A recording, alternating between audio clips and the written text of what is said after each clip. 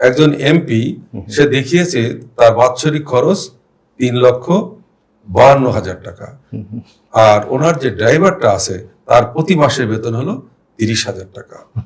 এই যদি হয় আমাদের বাংলাদেশের পার্লামেন্টের একজন মেম্বারের অবস্থা, আমাদের শকর করতে হয় বাংলাদেশের গার্মেন্টস সেক্টরটা যদি না থাকতো তাহলে আমাদের জিডিপির কি অবস্থা হতো এবং বাংলাদেশের মানুষের বেকারত্বের কি অবস্থা হতো, এটা চিন্তাই করা যাচ্ছে না। সেই গার্মেন্টস সেক্টরও কিন্তু এখন পর্যন্ত যারা শ্রমিক আছে তাদেরকে প্রপার মূল্যায়ন করা হয় না। আপনি যদি একটু খোঁজ নিয়ে দেখেন বাংলাদেশে যেসব শিল্পপতি আছে এদের ছেলেমেয়েরা কিন্তু বাংলাদেশে লেখাপড়া করে না, বিদেশে আছে। এবং আমাদের এমডি ডাইরেক্টর সাহেব তাদের খোঁজ নিলে দেখবেন যে তারাও বিদেশে অবস্থান করে, তারা বাংলাদেশের কথা চিন্তা করে না। কিন্তু আসলে আমাদের দেশের তো আসলে অনেক সমস্যা, কোনটা রেখে কোনটা বলবো। আসলে বিশেষত আমাদের অটোমেশন করা খুবই জরুরি। চাকরি করেন, ব্যবসা করেন, প্রত্যেকের ক্ষেত্রেই মনে হয় যেন ট্যাক্স ফাঁকি দিতে হবে। আমার উদ্দেশ্যই এটা। 90 সালে আমার একজন করদাতা বলেছিলেন, মিজান সাহেব আপনি তো ট্যাক্স দেন না, এজন্য আগে ট্যাক্স দেওয়া শেখেন, তখন বুঝবেন যে কর দেওয়া কত কষ্টের। আমি 90 সালেই ফাইল করেছি। আসসালামু আলাইকুম, কর্পোরেট একাডেমির তৃতীয় এপিসোডে আপনাদের সবাইকে স্বাগতম জানাচ্ছি। আমি মোহাম্মদ আরিফুর রহমান। আজকের এই পডকাস্টটা একটা বিশেষ পডকাস্ট এই কারণে যে আজকে আমরা বিশেষ একটা প্রফেশন নিয়ে কথা বলবো, যে প্রফেশন শুধুমাত্র একটা কেরিয়ার নয়, এই প্রফেশনের সাথে দেশের রাজস্ব ব্যবস্থা এবং অর্থনৈতিক উন্নয়নের অংশীদার হওয়ার একটা বিষয় সম্পৃক্ত আছে। তো আমি অত্যন্ত আনন্দিত যে আজকে আমাদের সাথে দুইজন সম্মানিত গুণী আয়কর অঙ্গনের অত্যন্ত পরিচিত দুইজন ব্যক্তিত্ব আছেন। আপনাদেরকে প্রথমে স্বাগত জানাচ্ছি কর্পোরেট পডকাস্টে, এবং আপনাদের যে দীর্ঘ অভিজ্ঞতা এই আয়কর প্রফেশনে নিজেদেরকে প্রতিষ্ঠিত করেছেন, আপনাদের কেরিয়ার জার্নিটা সম্পর্কে একটু যদি আমাদের সাথে শেয়ার করতেন। প্রথমে মিজানুর রহমান দুলাল ভাই, আপনাকে অনুরোধ করছি। থ্যাংক ইউ আরিফ ভাই, আপনাকে অনেক ধন্যবাদ। আমি মোহাম্মদ মিজানুর রহমান দুলাল। 1990 সালে আমি ঢাকা ট্যাক্সেস বারের সদস্য হই এবং মেম্বার হয়ে যাই। তো 90 সাল থেকে এই পর্যন্ত আমি প্রথমে 13.5 বছর আমি আমার সিনিয়র অ্যাডভোকেট রফিকুল ইসলাম স্যারের চেম্বারে ছিলাম। এরপরে 2000 সালে আমি নিজে আলাদা চেম্বার নেই। আমার মূল যে প্রধান যে আমার ওস্তাদ ছিলেন, আমার স্যার ছিলেন মরহুম অ্যাডভোকেট MA ওহাব। আমি যেদিন চেম্বারে জয়েন করি আমাকে স্যার বলেছিলেন, মিজান যদি এই প্রফেশনে থাকতে চাও, যদি ভালো করতে চাও, দুইটি জিনিস তোমাকে, একটি হচ্ছে কমিটমেন্ট তোমাকে রক্ষা করতে হবে, আর সিনসিয়ার হতে হবে। তোমার বিহেভটাকে এমন করতে হবে করদাতাও যেন খুশি হয়, ট্যাক্স অফিসে যাদের সঙ্গে আমরা কাজ করি তারাও যেন খুশি হয়। যাই হোক, আমি আমার এই প্রায় 35 বছরের অভিজ্ঞতায় বলবো যে ট্যাক্স প্রফেশনে আমি আমার ওস্তাদের কথা, আমার স্যারের কথা মেনে চলছি। এবং স্যারের আরেকটা কথা না বললেই নয় যে ট্যাক্স মাইন্ডেড হও। যে ট্যাক্স না দেয় যে করদাতা, সে কিন্তু কখনো তোমাকে ফিও দিবে না। আমি তোমাকে রিকোয়েস্ট করব এবং নির্দেশ দিব যে তুমি ট্যাক্স মাইন্ডেড হওয়া। করদাতাকে দিয়ে এই দেশ চালানোর জন্য যেমন অর্থের প্রয়োজন হয়, এই অর্থটা করদাতারাই দিবে। আর তুমি যদি করদাতাদের সুযোগ করে দাও যে নীল ট্যাক্স করব অথবা কম ট্যাক্স করব, ওনারা তোমাকে ফিও যেমন কম দিবে, দেশও ক্ষতিগ্রস্ত হবে। তা আমি এটুকু বলতে চাই যে আমার প্রফেশনের ইথিক্সটাই হলো ট্যাক্স মাইন্ডেড। শুরু থেকেই আমি প্রত্যেকটা, আমার অফিসাররাও জানে, আমি কাউকে বলি না যে ট্যাক্স কমিয়ে দিবেন, কিন্তু আমার যে ট্যাক্সটা যাতে আমার যে করদাতা সেও যেন অতিরিক্ত ট্যাক্স না দেয়, এদিকটাও আমি খেয়াল রাখি। একদিকে দেশও বাঁচাতে হবে আর করদাতাকেও আমাদেরকে সেভ করতে হবে। এটি আমার প্রফেশনের মূল ইথিক্স। থ্যাংক ইউ দুলাল ভাই। এবং বিশেষ করে আপনি আপনার এই কেরিয়ার যাত্রায় আপনি আপনার সম্মানিত সিনিয়রকে বলতে ভুলেন নাই। সো মানে দ্যাট ইজ খুবই এনকারেজিং। আসলে আমরা অনেক সময় এই জিনিসটা মিস করে ফেলি, যে আমরা যাদের কাছ থেকে শিখেছি বা যাদের হাত ধরে আমরা প্রতিষ্ঠিত হয়েছি, অনেক সময় তাদের কথা আমরা ভুলে যাই। তো এটা খুবই ভালো লাগলো যে আপনি আপনার সিনিয়রকে স্মরণ করে আপনি এই আপনার পরিচয়টা দিয়েছেন। তো এখন আমি আশরাফ ভাইয়ের কাছে আসবো। আশরাফ ভাই, আপনি তো কর্পোরেটেও কাজ করেছেন, এখন আপনি ট্যাক্স প্র্যাকটিস করছেন খুবই সাকসেসফুলি, এবং আপনি লায়ন্স ক্লাব থেকে শুরু করে বিভিন্ন বার অ্যাসোসিয়েশনের মেম্বার, একজন সফল সংগঠকও, ঠিক আছে। এখন আপনি মানে বলা চলে নেতৃত্ব দেওয়ার জন্য নিজেকে তৈরি করেছেন, নেতৃত্ব দিতে চাচ্ছেন। আপনার ট্যাক্স কেরিয়ার জার্নিটা সম্পর্কে আমি একটু জানতে চাই। ধন্যবাদ জনাব আরিফ ভাই। আসলে আমি 1995 সালে চট্টগ্রাম কমার্স কলেজ থেকে হিসাব বিজ্ঞান মাস্টার্স করে তারপর শফিক বসাকে আর্টিকেলশিপ নিই। এরপর 1998 সালের 31শে ডিসেম্বর কোর্স কমপ্লিট করি। তারপর আমি 2000 সালে জাতীয় রাজস্ব বোর্ডের আইটিপি পরীক্ষায় সনদপ্রাপ্ত হই। 2000 সাল থেকে আমি কর আইনজীবী হিসাবে পেশা পরিচালনা করি। এর মধ্যে আমি বাংলাদেশের বেশ কিছু কর্পোরেট হাউসে চাকরি করি, বসুন্ধরা গ্রুপ, আবুল খায়ের গ্রুপ এবং মোস্তফা গ্রুপে চাকরি করেছিলাম। এরপর আমি স্বাধীনভাবে নিজে নিজে কর আইনজীবী পেশায় নিয়োজিত হই এবং প্রয়োজনে আমার যে শফিক বসাক ফার্মের যে বসাক স্যারের থেকে পরামর্শ নিতাম আমি, এবং আমি পরিশ্রমের মাধ্যমে নিজেকে প্রস্তুত করি মানুষকে সেবা দেওয়ার জন্য। আসলে কর আইনজীবী পেশাটা, আসলে আইনজীবী পেশাটাই আইনজীবীদেরকে বলা হয় সমাজের দর্পণ। তো এই পেশা খুবই আপনার চ্যালেঞ্জিং পেশা। আমার সিনিয়র যে বললেন, আমাদের সভাপতি পদপ্রার্থী বললেন যে কমিটমেন্ট, আসলে কমিটমেন্ট খুবই গুরুত্বপূর্ণ। যদি ক্লায়েন্টদের সাথে কমিটমেন্ট যদি ঠিকভাবে না রাখা হয় তাহলে ক্লায়েন্ট আপনাকে কখনো বিশ্বাস করবে না। এছাড়া আপনাকে সময়ের মূল্য দিতে হবে। আসলে আইন পেশা আপনারা জানেন খুব চ্যালেঞ্জিং। এছাড়াও আয়কর আইন এবং যে বিএটি মূল্য সংযোজন কর, কাস্টমস অ্যাক্ট, এগুলো সতত পরিবর্তনশীল। পৃথিবীর কোনো আইনই এত দ্রুত পরিবর্তন হয় না যে ফাইন্যান্সিয়াল আইনগুলো যে পরিবর্তন হয়। তাহলে আমাদেরকে অনেক বেশি পড়ালেখা করতে হয়। তো এই চ্যালেঞ্জিং পেশায় আসতে হলে আমি মনে করি বিশেষত কর আইনজীবীদেরকে অ্যাকাউন্টিং সম্পর্কে জ্ঞান থাকতে হয়। অ্যাকাউন্টিং ভালো না জানলে আসলে হিসাব নিয়েই তো কাজ। যারা আইটি 10B-তে আপনার ফাইন্যান্সিয়াল স্টেটমেন্ট ছাড়া তো বোঝা যায় না। তো যারা অ্যাকাউন্টিং ভালো বুঝেন এবং পারেন তাদের জন্য কর আইনজীবী পেশাটা আমি মনে করি অবশ্যই উপযুক্ত পেশা। এবং আপনাকে সময় দিতে হবে এবং কাজ করতে হবে সঠিকভাবে। ক্লায়েন্টকে মানুষের যে মানসিকতার পরিবর্তন করতে হবে প্রথমে নিজেকে, যে আমাকে কর দিতে হবে। একটা দেশ পরিচালনার জন্য কর ছাড়া একটা দেশ চলতে পারে না। তো আমাদেরকে মানসিকতার পরিবর্তন করতে হবে, নিজেকে যেমন পরিবর্তন করতে হবে, করদাতাদেরকেও মানসিকতার পরিবর্তন করাতে হবে এবং বোঝাতে হবে যে কর দিতেই হবে। এছাড়া আসলে করদাতারা জিজ্ঞেস করে যে আমরা যে কর দিব সরকার সঠিকভাবে যে কর টাকাটা যে ইউটিলাইজ করে কিনা। তো এটা যদি আমরা স্বচ্ছতা এবং জবাবদিহিতা সরকার নিশ্চিত করে তাহলে মানুষের মধ্যে কর দেওয়ার প্রবণতাটা বাড়বে। আমি মনে করি সরকার যে করের যে টাকাটা সরকার ব্যয় করবে বিভিন্ন উন্নয়নমূলক কাজে, সেখানে স্বচ্ছতা এবং জবাবদিহিতা যদি নিশ্চিত করে তাহলে মানুষের কর দিতে আরও স্বাচ্ছন্দ্য বোধ করবে আর মানুষ কর দিতে আগ্রহ প্রকাশ করবে। তো আমি মনে করি প্রত্যেক নাগরিকের এটা দায়িত্ব যে কর দেয়া। মানুষকে আরও বেশি সচেতন করতে হবে, মানুষকে আরও বেশি যে আমাদের যে ডিপার্টমেন্ট আয়কর বিভাগকে আরও বেশি মানুষকে জানাতে হবে যে কখন কর দিতে হবে, কীভাবে দিতে হবে, এবং আরও এটা অটোমেশন করতে হবে। সহজেই যাতে করটা আহরণ করা যায়, মানুষ যাতে সহজে কর দিতে পারে সে ধরনের ব্যবস্থা করতে হবে। এবং যে আমাদের কর যে বিভাগ, সেই বিভাগে দক্ষ লোকবলের অভাব আছে এবং দক্ষ লোকবলের অভাব তো রয়েছে, সাথে সাথে অনেক লোকবলের অনেক অভাব রয়েছে। আপনি জানেন অনেকগুলো করাঞ্চল প্রতিষ্ঠিত হয়েছে কিন্তু লোকবল অনেক কম। সেখানে আপনার অফিসারদের যেরকম ঘাটতি আছে, যেমন স্টাফদের ঘাটতি আছে, অনেক লোকবলের যথেষ্ট ঘাটতি আছে এবং অটোমেশন করতে হবে। অটোমেশনের কোনো বিকল্প নেই। সেখানে দেখেন আপনাদের প্রায় 1,25,00,000 উপর ইটিন আছে, কিন্তু সবাই রিটার্ন এর মধ্যে জমা দিচ্ছে 50 লক্ষের মতো। তো মানুষকে আসলে রিটার্ন কর দেওয়ার জন্য উদ্বুদ্ধ করতে হবে এবং সরকারকে বেশি বেশি করে মানুষকে আরও বেশি অবহিত করতে হবে যে কর দেওয়া, আসলে কর দেওয়ার প্রতিবন্ধকতাগুলো দূর করতে হবে। মানুষ অনেকে কর দিতে ভয় পায়, যে ভয় দূর করতে হবে। আর কর আহরণের জন্য আরও অনেক বেশি মানে যে কর ফাঁকি রোধ করতে হবে আমি মনে করি। আর কর আইনজীবীদেরকে তার সময় জ্ঞান দিতে, সময়ের প্রতি সিনসিয়ার থাকতে হবে, কমিটমেন্ট রক্ষা করতে হবে এবং পরিশ্রম করতে হবে। আসলে পরিশ্রমের কোনো বিকল্প নেই। আর শর্টকাট ওয়েতে কোনো প্রকার এই আইন পেশায় শর্টকাট ওয়েতে কোনো আপনার প্রতিষ্ঠিত হওয়ার কোনো সুযোগ নেই।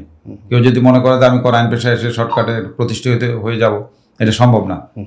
শর্টকাট কোনো চিন্তা করা যাবে না, লং জার্নি। হ্যাঁ, লং জার্নি। মানুষের চিন্তা করতে হবে যে মানুষকে সেবা দিতে হবে, দেশের সেবা করতে হবে এবং মানুষকে যাতে কমিটমেন্ট রক্ষা করতে হবে, সময়ের প্রতি যত্নবান হতে হবে।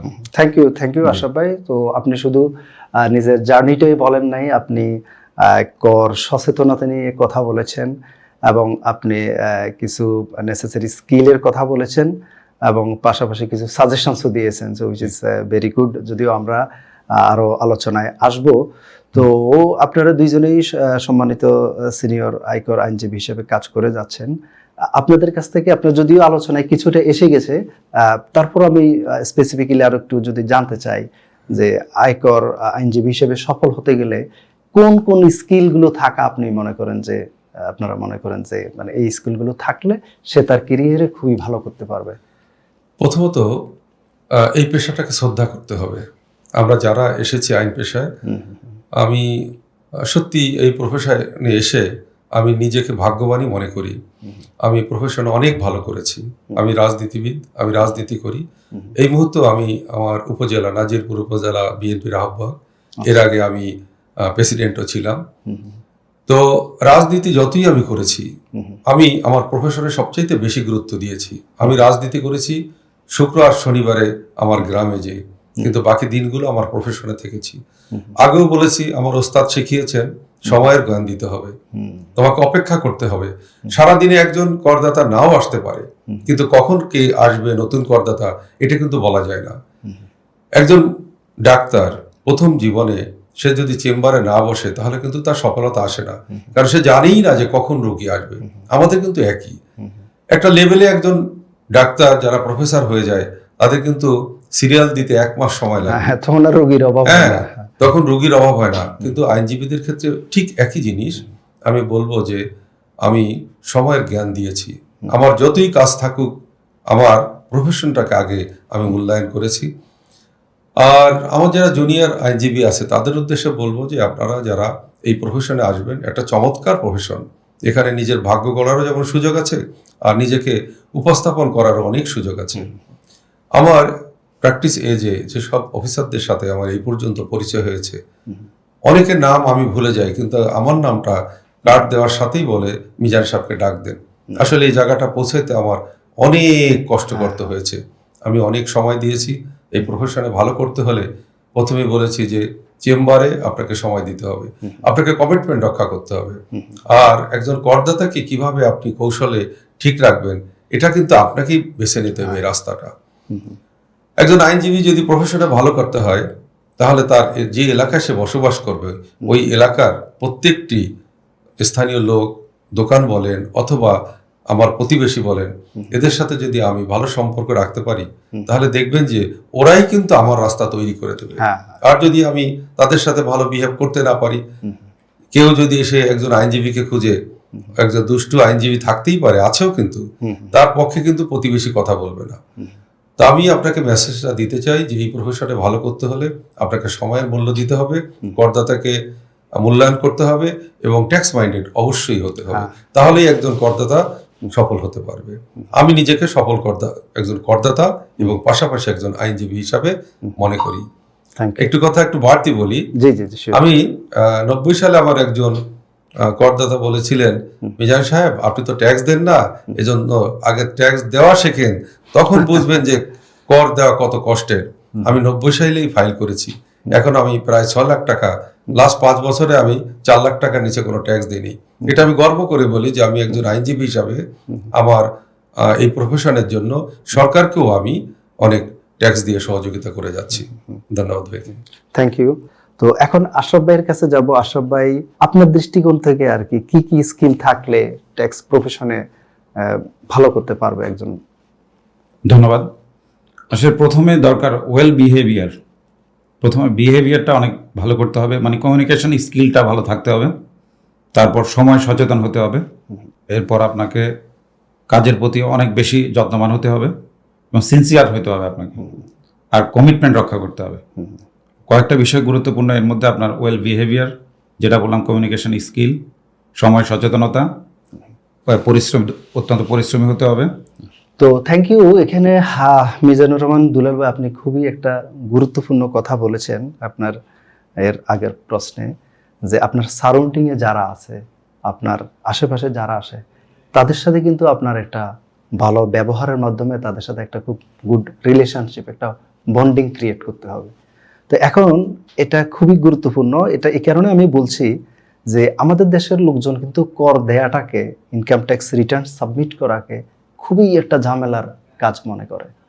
ঠিক আছে, এবং এখানে আমি আয়কর কোনো একজন আইনজীবীর মাধ্যমে যদি আমি দিতে চাই, ট্যাক্স প্র্যাকটিশনার মাধ্যমে, সেক্ষেত্রে কিন্তু আমার ব্যক্তিগত অনেক ইনফরমেশন তার সাথে আমি শেয়ার করতে হয়। ঠিক অবশ্যই। আছে, তো এই বিষয়টা কিভাবে ম্যানেজ করা যায়? এক নম্বর হচ্ছে এই যে লোকজন যে একটা ঝামেলাপূর্ণ মনে করে, অর্থাৎ আস্থা কিভাবে আমরা বাড়াতে পারি করদাতাদের সাথে, কর পেশাজীবীদের সম্পর্কটাকে কিভাবে, আপনি অনেক এক্সপিরিয়েন্সড মানুষ, কিভাবে এটা বাড়ানো যায় বলে আপনি মনে করেন? ধন্যবাদ আরিফ ভাই, এটা চমৎকার প্রশ্ন করেছেন। আমরা কিন্তু একজন করদাতার তার একেবারে ইনপুট আউটপুট যত অ্যাসেট আছে এটা কিন্তু আমাদের নলেজে থাকে। তো এখানে একটা ট্রাস্টের বিষয় আছে। হ্যাঁ, হ্যাঁ, কোনো করদাতা প্রথমেই তাকে চুজ করতে হবে যে কোন আইনজীবীর কাছে সে যাবে, সেই আইনজীবী কতটা তার জন্য সফলতা রাখবে, তার গোপনীয়তা রক্ষা করবে। কনফিডেন্সিয়ালিটিটা মেইনটেইন এটা যাতে। অবশ্যই একটা ভালো প্রশ্ন করেছেন। তো আপনারা জানেন যে রিসেন্টলি আমাদের বাংলাদেশে অনলাইন রিটার্ন সাবমিশন হচ্ছে এবং এটা বাধ্যতামূলক করা হয়েছে। আমি আমাদের জাতীয় রাজস্ব বোর্ডের চেয়ারম্যান আব্দুর রহমান স্যারকে ধন্যবাদ জানাবো। প্রথমে আমি কিন্তু অনলাইনের বিরুদ্ধে ছিলাম, আন্দোলনও করেছি, কিন্তু এবছর আমি সফলতার সাথে আমার সমস্ত রিটার্ন দিতে পেরেছি। এটা আমি আমার 35 বছর প্র্যাকটিসে এমন হয় নাই। প্রথম সুবিধাটা হলো যে অনলাইন রিটার্ন দিলে সার্টিফিকেট এবং অ্যাকনোলেজমেন্ট স্লিপ দুটেই সঙ্গে সঙ্গে পাওয়া যায়। অথচ আগে অ্যাকনোলেজমেন্ট স্লিপ হারিয়ে যেত অথবা স্টাফরা লুকিয়ে রেখে বিভিন্ন কারণে পরবর্তীতে দিত, এই সুযোগটা এখন নাই। আর অনলাইন হয়, অনলাইন রিটার্নটা যেভাবে আমরা সাবমিট করতেছি আগের সেই ম্যানুয়াল পদ্ধতির চেয়ে একটু ভিন্ন রকমের। আপনি ইচ্ছা করলে যে কোনো লোক অনলাইনে ঢুকতে পারবে না, একটা কোড নাম্বার আছে, এই কোড নাম্বারের বাইরে কেউই ঢুকতে পারবে না। তা আমি মনে করছি যে অনলাইন হওয়ার কারণে করদাতারা অনেক ভালো ফ্যাসিলিটিতে চলে আসতেছে। তাদের যেসব গোপনীয় বিষয় আছে, এটা একজন করদাতা, একজন আইনজীবীর প্রথম দায়িত্ব হলো যে তার গোপনীয়তা রক্ষা করা। এই গোপনীয়তা যদি কেউ রক্ষা করতে না পারে, অথবা আমাদের অনেক করদাতার কিছু ত্রুটি আছে যারা আইনজীবীকে সব কথা বলে না, এটা আর, একটা বিষয়। আমি বলবো যে অবশ্যই ডাক্তারের কাছে যেমন মানে রোগ রোগ লুকিয়ে লাভ গোপন নাই। করলে হ্যাঁ, ট্রিটমেন্ট ভালো হয় না, আইনজীবীর কাছে অবশ্যই তার সমস্ত তথ্য দিতে হবে এবং আইনজীবীর দায়িত্ব এই তথ্য গোপনীয়তা রক্ষা করা। আরেকটু বাড়তি কথা না বললেই নয়, ইদানিং আমরা দেখতে পাচ্ছি যে অনলাইনে রিটার্নগুলো কম্পিউটারের দোকান থেকে সাবমিট হচ্ছে, কিন্তু এতে অনেক রিটার্নে ভুল হচ্ছে এবং করদাতারা বড় ধরনের সাফারার হবে। কারণ যে লোকটি রাস্তায় বসে কম্পিউটার চালিয়ে হয়তো 2 দিন কোনো সিনিয়রের পাশে বসে রিটার্ন ফিল আপ করা শিখেছে, কিন্তু সে কিন্তু তার একজন করদাতার সমস্ত তথ্য না নিয়ে না বুঝে রিটার্নগুলো দিচ্ছে। ইতিমধ্যেই অনেকগুলো রিটার্ন ধরা পড়েছে। এখানে একটা জিনিস আমি জাস্ট অ্যাড করতে চাই যে আসলে আয়কর রিটার্নটা কিন্তু কোনো ডাটা এন্ট্রির কাজ না। ঠিক আছে, এখানে একটা ক্যালকুলেশনের কাজ, এখানে হিসাব নিকাশ আছে এবং আইন আছে। অতএব এখানে কিন্তু শুধুমাত্র এন্ট্রি দিতে পারলাম কম্পিউটার দোকানে বসে, এতেই কিন্তু আমার রিটার্ন প্রিপারেশন হয়ে যায় না। রাইট। তো আপনি যথাযথভাবে অ্যাড্রেস করেছেন যে আসলে এটা কম্পিউটারে না গিয়ে একটা প্রফেশনাল প্র্যাকটিশনার মাধ্যমে দিলে ওই করদাতার জন্যই কিন্তু ভবিষ্যতের জন্য অনেক। আমাদের যেটা একটা দুর্ভাগ্য আছে, দুর্ভাগ্যটা হলো যে এই অ্যাওয়ারনেসটা কিভাবে বাড়ানো যায়, মানে এটা প্রথম হলো যে আমরা এটা যদি বাড়াতে চাই এবং করদাতাদেরকে আমরা বেনিফিট দিতে চাই, তাহলে এনবিআর এর সঙ্গে আমাদের বার এবং বেঞ্চের সমন্বয়টা বাড়াতে হবে। কারণ আমরা অনলাইনে কিন্তু কোনো ভোকালতনামা লাগে না, কে সাবমিট করলো এটা দেখার সুযোগ নাই। আমরা একটা কোড নাম্বার পেলেই যে কেউ সাবমিট করতে পারে। তো এই ক্ষেত্রে যদি ভোকালতনামাটা এখানে ইনক্লুড না করা হয়, এর ইতিপূর্বেও আমাদের প্রায় 60% রিটার্ন ইনকাম ট্যাক্সের যে সব স্টাফ আছে, ইভেন কমিশনার পর্যন্ত, ইভেন মেম্বার পর্যন্ত তারা কিন্তু করে তাতে, এবং আইনজীবীরা মূল পেশার থেকে বিচ্যুত হয়ে যাচ্ছে। 2টা কারণ।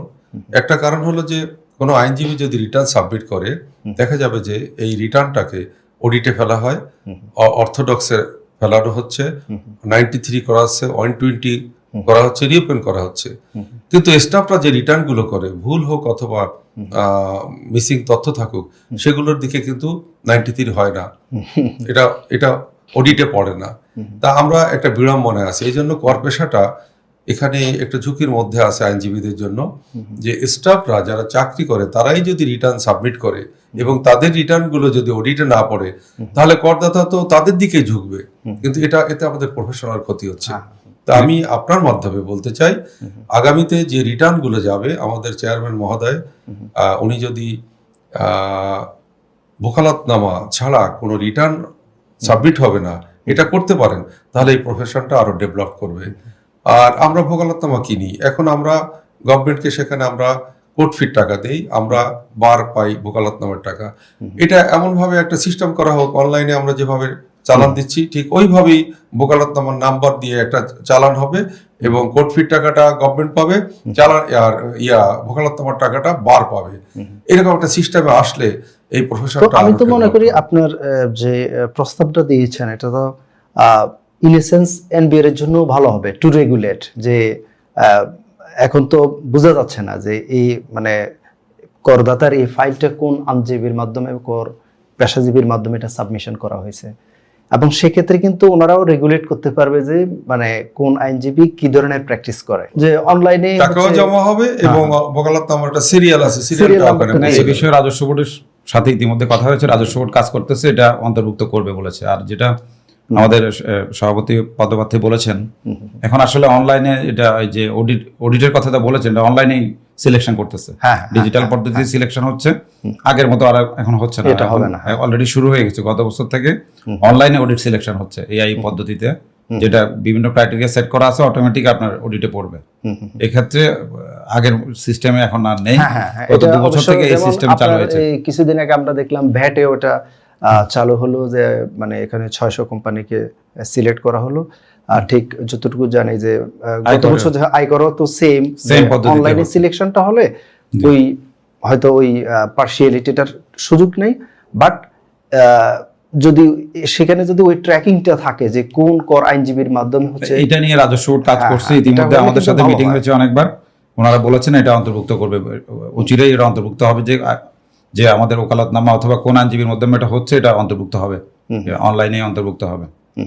আর আপনি যেটা বলেছেন যে আইনজীবী এবং যে করদাতার মধ্যে সম্পর্ক, আসলে প্রথমত আস্থার সম্পর্কটা কিভাবে বাড়াতে, প্রথমে আসলে একজন করদাতা তার যে কর আইনজীবীর সাথে রিলাই এবং রিলেশনের রিলাই করতে হবে। যদি রিলাই এবং রিলেশন না থাকে, একজন করদাতা কখনো কর আইনজীবীকে সে বিশ্বাস করবে না। আসলে দেখেন, আপনি যেন গোপনীয়তার কথা বলছেন, আপনি যদি ডাক্তারের কাছে যান তাহলে আপনাকে সকল বিষয়ে ডাক্তারকে অবহিত করতে হবে। ঠিক সেরকমও যে আপনার মানব দেহে যেরকম ডাক্তার, আমরা হলাম সম্পদের ডাক্তার, কর আইনজীবীদেরকে আমরা বলি, বিশেষত আমি বলি যে সম্পদের ডাক্তার। তো আপনি যদি সম্পদের ডাক্তারের কাছে যদি আপনার বিষয়গুলা, ফাইন্যান্সিয়াল ম্যাটারগুলা যদি শেয়ার না করেন, তাহলে তো আপনার যে রিটার্ন সাবমিশনটা পরিপূর্ণ হবে না। যদি পরিপূর্ণ না হয়, তাহলে আপনি জানেন যে আপনি যদি আয়কর রিটার্নের বাইরে, যদি আইটি 10B বাইরে আপনার কোনো সম্পত্তি থাকে, সেটা আইনত সেটা আপনি দাবি করতে পারেন না। তাহলে আপনার সম্পদ যদি আয়কর নথিতে অন্তর্ভুক্ত না হয়, সেটা তো আপনারই সম্পত্তি থাকছে না। তাহলে আপনাকে প্রথমে একজন কর আইনজীবীকে করদাতা বিশ্বাস করতে হবে, রিলাই করতে হবে, সেই রিলেশনটা আপনাকে বিল্ড আপ করতে হবে, ইনফরমেশনটা অবশ্যই শেয়ার করতে হবে। এই কারণেই যেমন ডাক্তার যখন আপনি রোগের কথা না বলেছে চিকিৎসা করতে পারে না, একজন কর আইনজীবীতে যদি আপনি যদি ইনফরমেশন না দেন, সে সঠিকভাবে আপনি রিটার্নটা দাখিল করতে পারবে না। আর যদি সঠিকভাবে আপনার রিটার্ন দাখিল না হয়, তাহলে আপনার সম্পদ যদি আপনার আয়কর রিটার্নের বাইরে থেকে যায়, তাহলে সেটা তো আইনত আপনি দাবি করতে পারেন না। কারণ আপনার আইনের দৃষ্টিতে ধরা হয় যে আয়কর রিটার্নে আইটি 10B তে যে সম্পত্তিগুলো আছে, এগুলারই আপনি প্রকৃত মালিক, এর বাহিরের কোনো সম্পত্তি আসলে আপনি আইনত দাবি করতে পারেন না, এটা তার ব্ল্যাক মানি। সো আপনার যদি অর্থাৎ আমি একই সম্পদ আমি যেই মাত্র ডিসক্লোজ করলাম রিটার্নে, আমি বললাম যেটা আমার আছে, তার মানে এটা লিগ্যাল, সম্পূর্ণ লিগ্যাল। আনডিসক্লোজ কোনো কিছু আপনি দাবি করতে করি নাই, বলি নাই, তার মানে আমার এটা সম্পদ। সরকার চাইলে যে কোনো সময় আনডিসক্লোজ জিনিস আপনার সেটা বাজেয়াপ্ত করতে পারবে, এবং এটার জন্য আপনাকে পেনাল্টি করতে পারবে, জরিমানা করতে পারবে, করদার্য করতে পারবে। সেটা মানে লিগ্যাল সম্পত্তি হিসাবে আপনি দাবি করতে পারবেন না। আপনার আয়কর নথির বাইরে কোনো সম্পত্তি আপনার সম্পত্তি না। সো আপনাকে করদাতা এবং কর আইনজীবীর সম্পর্কটা একটা ডাক্তার এবং রোগীর মধ্যে হতে হবে। তো আপনার রোগী যখন ডাক্তারের কাছে যদি না বলে চিকিৎসা হবে না, তাহলে আপনি যদি আপনার কর আইনজীবীকে আপনার প্রপার ইনফরমেশন না দেন, আমি না দেই, তাহলে আপনার রিটার্নটা সঠিকভাবে দাখিল হবে না, তাহলে আপনি তাতে ক্ষতিগ্রস্ত হবেন। Thank you, So, thank you. আপনার একজন কোরআনজীবীকে বলা হয় সম্পদের ডাক্তার, আর মানবদের ডাক্তার এটা সম্পদের ডাক্তার। সম্পদ কম গুরুত্বপূর্ণ না। হ্যাঁ, না অবশ্যই আমরা চাই জি, যে আমাদের সম্মানিত করদাতারা সম্পদের ডাক্তারদেরকে অবশ্যই আপনারা বিশ্বাস করবেন এবং হচ্ছে কি ওনাদের কাছে খোলামেলা ভাবে বলবেন। আর এই তাহলে কি বিশ্বাসটা আপনি- এই কোরআনজীবীরা তখনই আপনাকে বিশ্বাস করবে যখন আপনার বিহেভিয়ার, আপনার অ্যাক্টিভিটিস, আপনার কাজকর্ম যেগুলো যখন দেখবে যে না আপনি সঠিকভাবে করছেন, তো আপনার অ্যাক্টিভিটিস দেখে সে আপনাকে বিশ্বাস করবে। আমার কাছে যখন আপনি কোনো করদাতা আসে, নতুন করদাতা, প্রথম আমি আপনার করদাতাকে বলি যে আপনি প্রথমে আপনার বিশ্বাস স্থাপন করতে হবে আমার প্রতি। সে বিশ্বাস স্থাপনের জন্য যা যা করা দরকার আপনি তা তা করেন। সেটা শেষ করে যখন আপনি আমাকে পরিপূর্ণ বিশ্বাস করবেন, আসলে এখানে একটা তখন আপনি আমার trust কাছে অর্জন আসবেন। এবং কমিউনিকেশন স্কিল জি। প্রপারলি, যেটা উনি বললেন, জি। যে মানে লোকজনের সাথে খোঁজ খবর রাখা, কথা বলা এবং তাদের সাথে একটা রিলেশনশিপ বিল্ড করা। আমি যদি একটা গুড রিলেশনশিপ করতে পারি তখন সে কিন্তু কমফোর্ট ফিল করবে যে না আমি ওনার সাথে আমার ব্যাংক স্টেটমেন্ট, আমার কি এফডি সেটাই rely করতে হবে। কোথায় কোন সম্পদ আছে, এই জিনিসগুলো আমি এই জন্য একজন কোরআনজীবীকে অবশ্যই রিলাই করতে হবে, সেই কমিউনিকেশন স্কিল থাকতে হবে আপনার। হ্যাঁ। আপনার সেই কমিটমেন্ট যদি সঠিক থাকে তাহলে আপনাকে মানুষ বিশ্বাস করবে। Thank you. তো আমি যদি বাংলাদেশের আয়কর আইনের বা আমাদের যে ট্যাক্স কালচার, ট্যাক্স যে সিস্টেম, এটার কিছু উইকনেস এবং কিছু স্ট্রেংথ পয়েন্ট যদি আপনাদের কাছ থেকে জানতে চাই, প্রথমে দুলাল ভাই আপনি যদি একটু শেয়ার করতেন আপনার এক্সপিরিয়েন্স থেকে। বাংলাদেশের যে ট্যাক্সের যে না দেওয়ার যে প্রবণতাটা, এটা আসলে আমাদের রন্ধে রন্ধেই ঢুকে গেছে। যে ব্যক্তি চাকরি করেন, ব্যবসা করেন, প্রত্যেকের ক্ষেত্রেই মনে হয় যেন ট্যাক্স ফাঁকি দিতে হবে। আমার উদ্দেশ্যই এটা। আইনজীবীর কাছে এসে কেউ এখন পর্যন্ত বলেনি যে আমি প্রপারলি ট্যাক্স দিতে চাই। যারা স্যালারি হোল্ডার আসলে তাদের ট্যাক্স সুযোগ ফাঁকি দেওয়ার কোনো সুযোগই নেই, একদম স্ট্রাকচার, মানে কারণ আপনার স্যালারি থেকে অটো কেটে অটো যাচ্ছে। কেটে নেওয়া যেমন হচ্ছে এবং অ্যাকাউন্ট পে চেকের মাধ্যমে কিন্তু আমাদেরকে স্যালারিটা দেওয়া হয়। বিজনেসম্যানদের ক্ষেত্রে প্রবলেম হলো যে সে যে ব্যবসা করে, একজন কন্ট্রাক্টর, সে কিন্তু সরকারি বিল পায়। আসলে তার বিলের বাইরে দেখা গেছে যে 100 কোটি টাকার কাজ করলে 50 কোটি টাকা তারই বিলের বাইরের টাকা। কখনো ধার করে এই টাকা ব্যাংকে নিচ্ছে, ওই টাকাতে কাজ করছে, আবার ফেরত দিচ্ছে, আবার নিচ্ছে। এইসব কাজ করতে যে আমরা কিছু ক্রাইসিসে পড়ি। তো এই মুহূর্তে ধরেন কিছুদিন ধরে আমাদের এই গভর্নমেন্ট লাস্ট 2-3 বছর হলো এরা ব্যাংক রিকনসিলিয়েশনটার উপর অনেক গুরুত্ব দিচ্ছে, যে একই ব্যাংকে 5 বার টাকা আসতে পারে, যেতে পারে, এবং অ্যাকাউন্ট টু অ্যাকাউন্ট যদি হয় অথবা অন্য কোনো ব্যক্তির কাছ থেকে, কোম্পানির কাছ থেকে টাকা আসে আবার তার টাকা যদি ফেরত নিয়ে যায়, এক্ষেত্রে কিন্তু প্রতিবন্ধকতা অনেকটা লাঘব হচ্ছে। তা আমি আরো বিনয়ের সাথে বলতে চাই যে আমাদের ট্যাক্স ডিপার্টমেন্ট তারা যেভাবে কাজ করছে তাদের হ্যান্ডস অনেক কম। একজন ইন্সপেক্টর 3-4টা সার্কেলের দায়িত্ব আছে, একজন অফিসার 3-4টা সার্কেলের দায়িত্ব আছে। স্টাফ একটা সার্কেলে 10 জন স্টাফ লাগে, আছে 4 থেকে মাত্র 5 জন। এই জায়গাগুলো যদি ফিল আপ করা হয়, এবং আমরা যদি আগেও যেটা বলেছি যে শুধু লয়াররাই ট্যাক্স প্র্যাকটিস করবে, এই কম্পিউটার দোকান অথবা স্টাফ যারা আছে এরা যদি বাদ যায়, তাহলে কিন্তু আমাদের ডিপার্টমেন্টটা, আমাদের ট্যাক্স প্রফেশনটা আরও ডিগনিটি হবে এবং আরও সফলতা পাবে।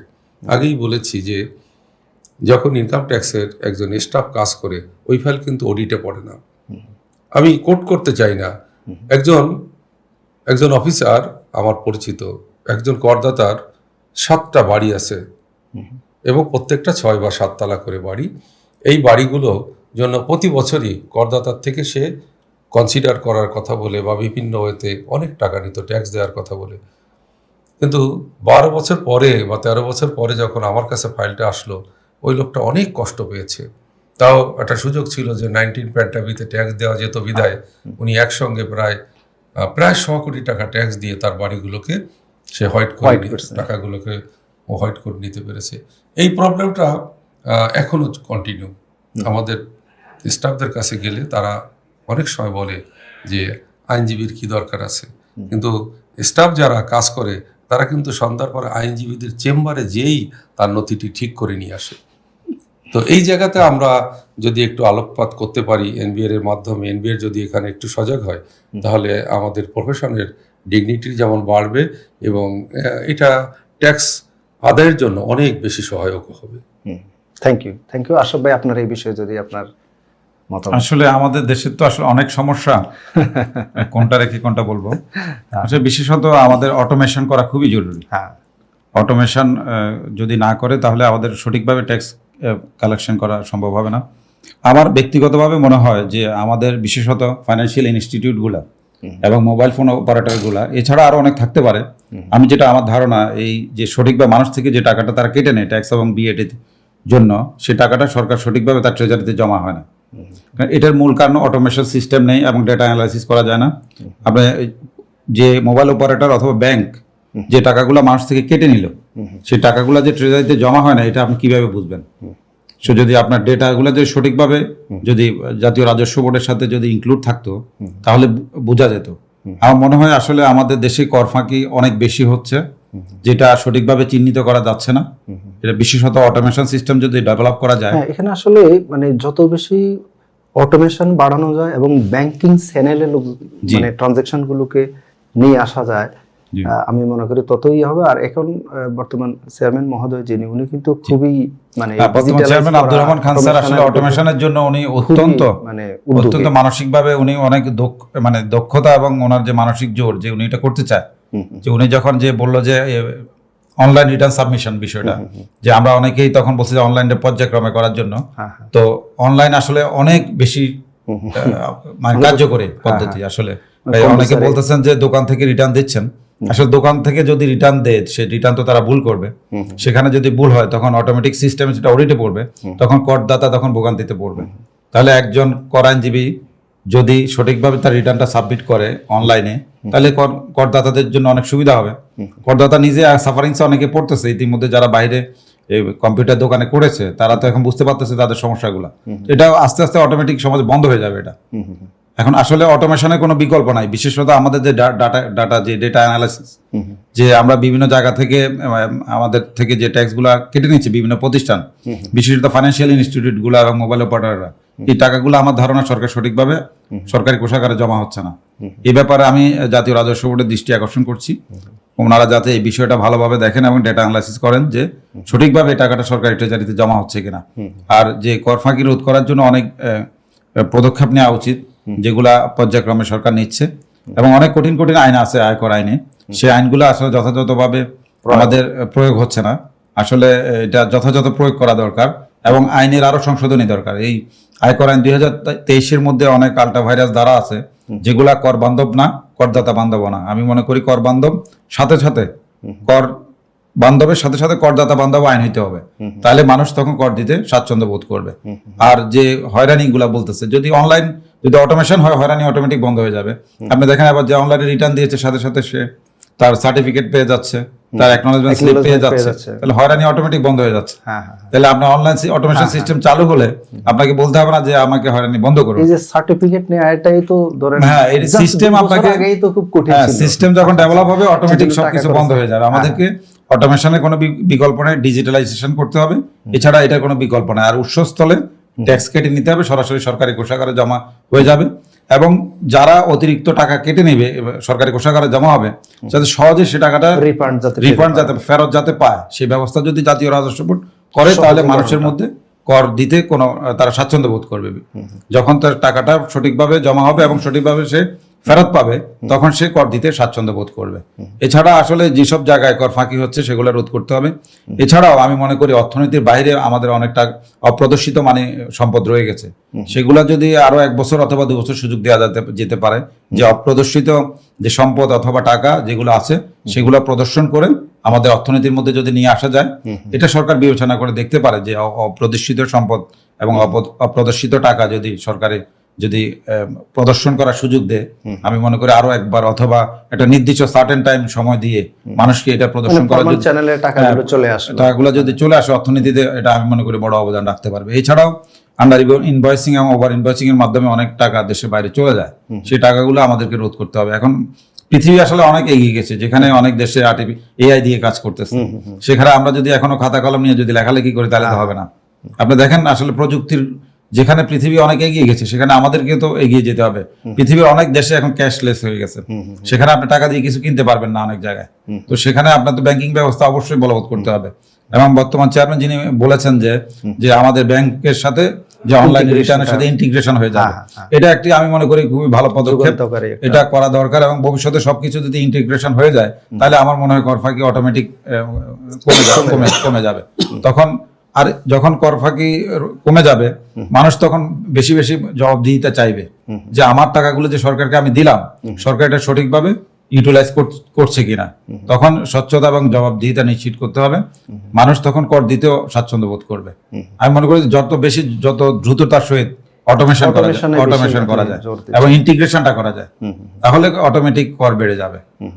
থ্যাংক ইউ আশরাফ ভাই। এখানে আরেকটা বিষয় একটু যোগ করি যে ট্যাক্স জিডিপি রেশিও আমাদের দেশে কিন্তু অনেক কম, মানে এবং হচ্ছে গিয়ে এশিয়া এবং বা দক্ষিণ এশিয়ার কথা যদি আমি চিন্তা করি সবচেয়ে লোয়েস্ট ট্যাক্স জিডিপি রেশিও বাংলাদেশে।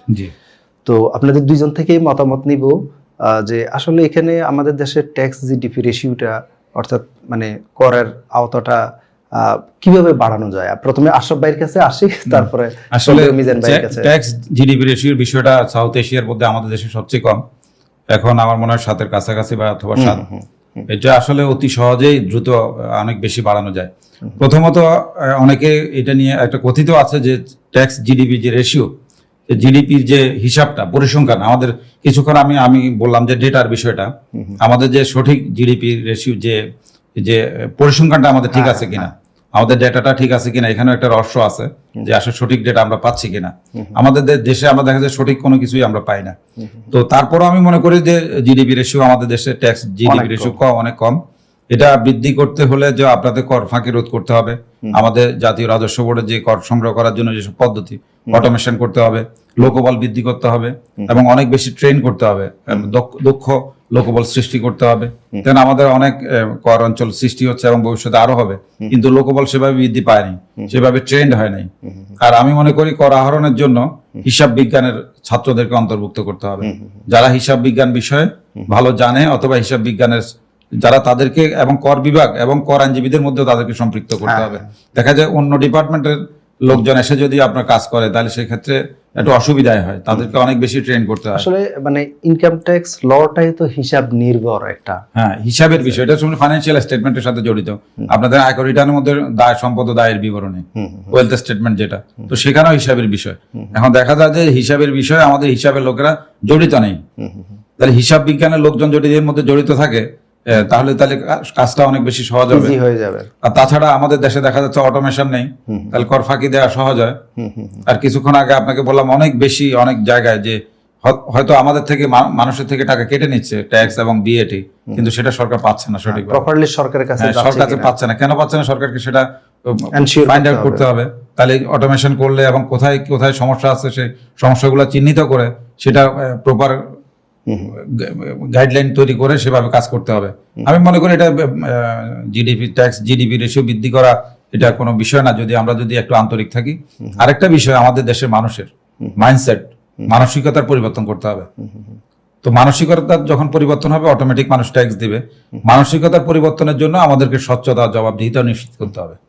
তো আমি মনে করি আমাদের এটা জিডিপি রেশিও বাড়ানোর জন্য আমাদের মানসিকতার পরিবর্তন করতে হবে, কর বিভাগকে আরো শক্তিশালী করতে হবে, দক্ষ জনবল সৃষ্টি করতে হবে এবং অটোমেশন। পাশাপাশি আয়কর পেশাজীবী যারা, ওনাদেরও একটা ভূমিকা আছে, পেশাজীবীদের একটা বিশাল ভূমিকা আছে রাজস্ব আহরণে, কিন্তু এদেরকে সঠিক মূল্যায়িত হচ্ছে না। আসলে আমাদের কর আইনজীবীদেরকে সঠিকভাবে মূল্যায়ন করা হয় না, সঠিকভাবে অন্তর্ভুক্ত করা হয়, ইউটিলাইজও করা হচ্ছে না। এটা যদি সঠিকভাবে ইউটিলাইজ করা হয় এবং ট্রেন করা হয়, আপনি দেখেন কর আইনজীবীদের জন্য গত বছর জাতীয় রাজস্ব বোর্ডে বেশ কিছু ট্রেনিং এর ব্যবস্থা করা হয়েছে, কিন্তু এর আগে কখনো এই ধরনের ট্রেনিং এর ব্যবস্থা করা হয় না। আসলে আমি মনে করি জাতীয় রাজস্ব বোর্ডের এবং সরকারের দায়িত্ব কর আইনজীবীদেরকে সঠিকভাবে ইউটিলাইজ করা। তাহলে কি করতে হবে? তার ট্রেনিং এর ব্যবস্থা করতে হবে। দেখেন আমাদের এত পাকিস্তান আমলের একটা ঢাকা ট্যাক্স বার অ্যাসোসিয়েশন, আপনি দেখেন সেই ট্যাক্স বার অ্যাসোসিয়েশন একটা ভবন নাই। তো এটা কেন? একটা কর ভবনকে আমাদেরকে ডিটিবি ভবন থাকতে পারতো না? এটা কি সঠিকভাবে আমাদেরকে যদি প্রপার গাইডেন্স দিত, সঠিকভাবে সহযোগিতা করতো, তাহলে এতদিন একটা ডিটিভি ভবন হয়ে যেত। যদি সে ভবন থাকতো, সে যদি করাঞ্জীবীরা যদি সুযোগ সুবিধা পেত এবং তাদেরকে যদি অন্তর্ভুক্ত করা হতো সঠিকভাবে, তাহলে রাজস্ব তো অনেক বেশি বৃদ্ধি পেত। আসলে আমি যে আমি বর্তমানে Bangladesh tax lawyer association legal aid secretary হিসেবে যে কাজ করছি, আমি দেখতেছি করাঞ্জীবীদেরকে সঠিকভাবে ইউটিলাইজ করা হচ্ছে না। মানে এখন হচ্ছে হয়তো 5ই আগস্টের পরে আমরা অনেক বেশি জাতীয় রাজস্ব বোর্ডের সাথে সম্পৃক্ত হয়ে কাজ করতে পারতেছি, কিন্তু অতীতে এটা করা সম্ভব হয়নি। দেখেন আয়কর আইন 2023 সালে যে কর আইনজীবী যে বারগুলা সেগুলোকে বাতিল করে দেওয়া হলো একদম। তখন আইনে প্রতিস্থাপন করা হলো যে প্রতিটি নতুন করে ট্যাক্স বার হবে, যেটা জাতীয় রাজস্ব বোর্ডে নিবন্ধিত হইতে হবে। তো ট্যাক্স বার কি রাজস্ব বোর্ডে নিবন্ধনের বিষয়? এটা তো স্বাধীন পেশা, এটা স্বাধীন। আমি মনে করি একটা ট্যাক্স কাউন্সিল করা দরকার। ধরেন আপনার যে বার কাউন্সিল আছে আইনজীবীদের জন্য, করাঞ্জীবীদের জন্য tax council, Bangladesh tax council করে সঠিকভাবে যদি করাঞ্জীবীদেরকে নিয়ন্ত্রণ করা হয়, তাদের যদি জবাবদিহিতা নিশ্চিত করা হয়, তাদের যদি ট্রেন করা হয়, তাদের সেই সুযোগ সুবিধা দেওয়া হয়, রাজস্ব অটোমেটিক বেড়ে যাবে। আমরা রাজস্ব বাড়াতে চাই কিনা, এটা আমাদের প্রশ্ন, আমার প্রশ্ন। আমাদের সরকার, আমাদের মানসিকতার পরিবর্তন করে আমরা রাজস্ব বাড়াতে চাই কিনা। আমরা যদি রাজস্ব বাড়াতে চাই, এটা বাড়ানো সম্ভব। বাংলাদেশে অনেক বিশাল জনগোষ্ঠী, এটাকে মানে শক্তিতে রূপান্তর করতে হবে, জনশক্তিতে রূপান্তর করলেই। এবং আমি মনে করি যদি সবাইকে অন্তর্ভুক্ত করা যায়, যারা এই পেশায় আছে, করাঞ্জীবী পেশায় এবং যারা অ্যাকাউন্টিং পেশায় আছে, তাদেরকে যদি অন্তর্ভুক্ত করা যায়, তাহলে অনেক বেশি বৃদ্ধি করা যাবে। এটাকে আমাদের জনগণের এবং সরকারের মানসিকতার পরিবর্তন করতে হবে। আমরা আসলে আহরণ করতে চাই কিনা। যখন কোথাও আপনি ট্যাক্স কালেকশন করতে গেলেন, সরকারের লোকজন বলে দিল যে না, এখানে যাওয়া যাবে না। এই সরকারের কথা বলছি না, যে কোনো সরকারের কথা বলছি। তাহলে আপনাকে স্বাধীনভাবে কাজ করতে দিতে হবে। তাহলে আমাদেরকে মানসিকতার পরিবর্তন করতে হবে। আমি যখন আমার কাছে একজন করদাতা এসে বলে আমরা কেন ট্যাক্স দিব, তো আপনি যদি বলেন যে আমার টাকাটা তো আমি যে ট্যাক্স দিই সরকার সঠিকভাবে এটা ইউটিলাইজ করে না, তখন এই প্রশ্নে আমি কি জবাব দেব? এটা আসলে করদাতাদের একটা ডিমোটিভেটেড করে। আরেকটা বিষয়, করদাতাদের মানসিকতা পরিবর্তন করতে হবে যে আমি কেন ট্যাক্স দেব। আপনি যে গাড়ি দিয়ে আজকে যে রাস্তা দিয়ে আসলেন, সেই রাস্তাটা কি সরকার করে দিচ্ছে না? হ্যাঁ, সেই বেনিফিটটা আপনার গাড়ি চালাচ্ছেন, আপনি বাসার মধ্যে এসি চালাচ্ছেন, ইলেকট্রিসিটি পাচ্ছেন ছোটবেলায় বিনা পয়সায়। আপনি ইউনিভার্সিটিতে পড়েছেন, ডাক্তারি পড়েছেন, বুয়েটে পড়েছেন, সরকার টাকা দিচ্ছেন, জনগণের টাকায়। সরকার মানেই জনগণ। জনগণের টাকায় পড়ালেখা করে যদি আপনি সরকারকে টাকা দিতে না চান, মানে কর দিতে না চান, তাহলে সরকার চলবে কিভাবে? আমাদের মানসিকতার পরিবর্তন করতে হবে এবং সরকারের মানসিকতার পরিবর্তন করতে হবে। কর আহরণ করা যাবে, জিডিপি রেশিও অনেক বৃদ্ধি করা সম্ভব সঠিকভাবে, সঠিক জায়গায়। মানে তার মানে আপনার কথা থেকে আমি যতটুকু মানে সামারাইজ করি, যে এখানে আসলে সরকার, জনগণ, এনবিআর, আয়কর পেশাজীবী সবাই যদি সম্মিলিতভাবে কাজ করে এবং সবাইকে যদি মানে ইনক্লুসিভ করা হয়, মানে স্টেক হোল্ডারদেরকে, তাহলে কিন্তু সম্মিলিত প্রয়াসে এখন হচ্ছে আপনার 1,28,00,000 হচ্ছে মানে টিআইএন আছেন। তো এর মাঝে আপনার 50 লাখ হচ্ছে রিটার্ন সাবমিট করেন। তো এখানেই ইটসেলফ একটা গ্যাপ, এবং যে 1,28,000 আছে ওখানে হয়তো কিছু লোক মারা যাওয়া বা ওখানে হয়তো কিছুটা কমবে, বাট এটা খুব বেশি না। তারপরেও আমি মনে করি যে আসলে এটা 2 কোটি মানে করার একটা টার্গেট থাকা উচিত। টার্গেট আছে, কিন্তু 1,28,00,000 মধ্যে আপনার 50 লক্ষ রিটার্ন দাখিল হচ্ছে। 1,28,00,000 মধ্যে যদি আপনার 1 কোটি রিটার্ন সাবমিট হতো, তাহলে বলতাম যে না ঠিক আছে। রিটার্ন তো অনেক গ্যাপ, অনেক লোক রিটার্ন দিচ্ছে না। কেন দিচ্ছে না সেটা তো আমরা ফাইন্ড আউট করতে হবে। যদিও রাজস্ব বোর্ড এসব নিয়ে কাজ করছে, তো আসলে রাজস্ব বোর্ড যে কাজ করবে তাদেরও জনবলের অভাব আছে।